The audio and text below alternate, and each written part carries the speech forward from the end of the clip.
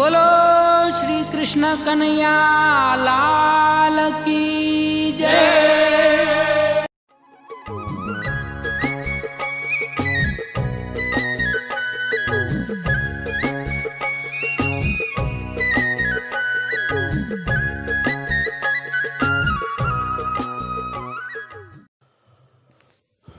ओम नमो भगवते वासुदेवाय। मार्गशीर्ष शुक्ल पक्ष की एकादशी। महात्मा युधिष्ठिर बोले, संसार को रचने वाले विश्व के स्वामी पुराण पुरुषोत्तम, तीनों लोकों को सुख देने वाले और शाश्वत विष्णु रूप आपकी मैं वंदना करता हूँ। हे देवताओं के ईश, मुझे कुछ संदेह है। इसमें संसार के उपकारार्थ और पापों के क्षय के निमित्त मैं आपसे पूछना चाहता हूँ। अगहन मार्गशीर्ष मास के शुक्ल पक्ष की एकादशी का क्या नाम है? उसकी व्रत विधि किस प्रकार है और उसमें किस देवता की पूजन करना चाहिए? हे स्वामी, मुझसे विस्तार पूर्वक यथावत वर्णन करिए। भगवान कृष्ण बोले, हे राजन, तुमने अच्छा प्रश्न किया। इसी कारण में तुम्हारा विपुल यश संसार में हो रहा है। राजेंद्र, मैं तुमसे हरिवासर यानी एकादशी की कथा कहूंगा। अगहन के कृष्ण पक्ष की एकादशी उत्पन्ना नाम की है। वह मुझे अति प्रिय है। हे राजन, वह मूर नामक असुर के वध के निमित्त मार्गशीर्ष मास में मेरे शरीर से उत्पन्न हुई। इससे वह मेरी परम प्रिय है। हे राजाओं में श्रेष्ठ, मैं उसे तुम्हारे सम्मुख तीनों लोक और चराचर के निमित्त पहले ही कह चुका हूं। हे राजन, अगहन मास के कृष्ण पक्ष में यह उत्पन्न हुई, इसलिए इसका नाम उत्पत्ति रखा। अब मैं अगहन शुक्ल पक्ष की कहूंगा। उसका नाम मोक्षदा है। यह संपूर्ण पापों को हरती है।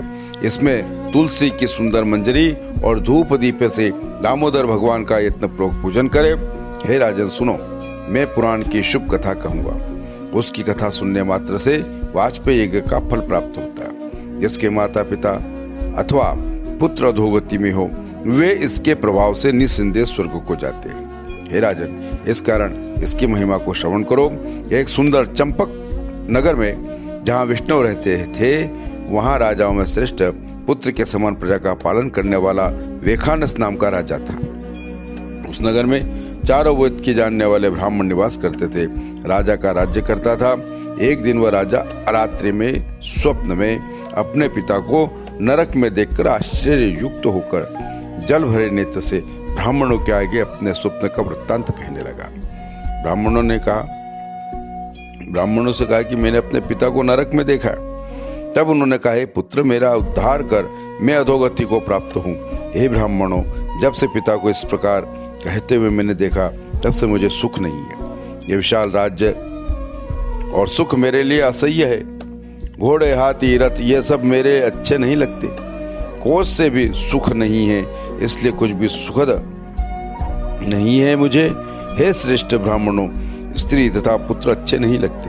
मैं क्या करूं, कहाँ जाऊं? मेरा शरीर जल रहा है। हे विप्रो, दान, व्रत, योग आदि कोई ऐसा उपाय बताओ जिससे मेरे पूर्वज को मोक्ष प्राप्त हो। जिसका पिता नरक पे पड़ा हो, उस बलवान पुत्र के जीवन में क्या फल?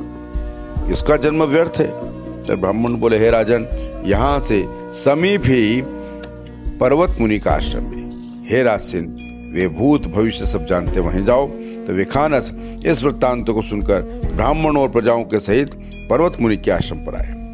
जो आश्रम शांत प्रकृति और ब्राह्मणों और प्रजा तथा ऋग्वेदी, यजुर्वेदी, सामवेदी, अथर्ववेदी विद्वान मुनिगणों से सुशोभित था।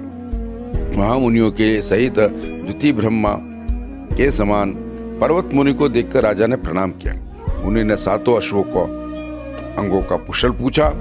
राजा से कहा कि तुम्हारा राज्य निष्कंटक है, राज्य में सुख शांति है। राजा ने कहा, विप्र, आपके प्रसाद से सातों अंग कुशल है। विवाह और ऐश्वर्य अनुकूल होने पर भी कुछ विघ्न उपस्थित हो गया। हे मुने, मुझको संशय है, इस कारण मैं आपसे पूछता हूँ। राजा का वचन सुनकर पर्वत मुनि बोले, ध्यानावस्थित होकर नेत्र मूंद कर भविष्य का विचार करते हुए एक मुहूर्त ध्यान कर श्रेष्ठ राजा से बोले। मुनि बोले, हे राजन, हमने तुम्हारे कुकर्म में पिता के पाप को जान लिया है। पूर्व जन्म में तुम्हारा पिता ने द्वेष के कारण, हे नराधिप, एक स्त्री में कामासक्त होकर दूसरी स्त्री की रक्षा करो, ऋतुदान दो। इस प्रकार कहने पर भी तुम्हारे पिता ने ऋतु भंग किया और तुम्हारे पिता ने इतने आग्रह पर भी उसे ऋतुदान नहीं दिया।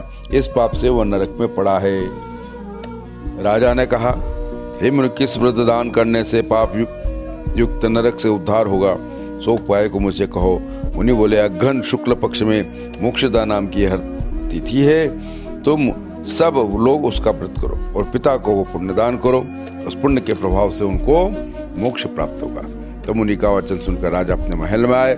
हे भरतश्रेष्ठ युधिष्ठिर, जब राजा ने अघन एकादशी शुक्ल पक्ष की प्राप्त हुई और स्त्री पुत्र सेवक सहित व्रत किया, विधि विधान के साथ उसका पुण्य अपने पिता को दिया। उस पुण्य से आकाश में पृथ्वी पर पुष्प वृष्टि हुई।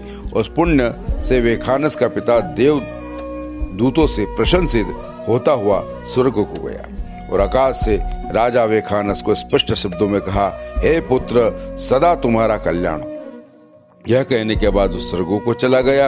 हे राजन, इस प्रकार जो इस मोक्षदा नाम की एकादशी का व्रत करता है उसके समस्त पाप नष्ट हो जाते हैं और अंत में वो मोक्ष को प्राप्त करता है। इसमें बड़ी मोक्षदात्री, निर्मल और शुभ एकादशी कोई नहीं है। जिस दिन लोगों ने इसका व्रत किया उनके पुण्य की संख्या हम नहीं कह सकते। स्वर्ग और मोक्ष प्रदान करने वाली यह चिंतामणि के समान है। इस प्रकार अग्न मास यानी मार्गशीर्ष शुक्ल पक्ष की एकादशी का महात्म संपन्न होता है। इस एकादशी को गीता जयंती भी कहते हैं। बोलो श्रीमद् भगवद गीता महारानी की जय, द्वारिकाधीश की जय।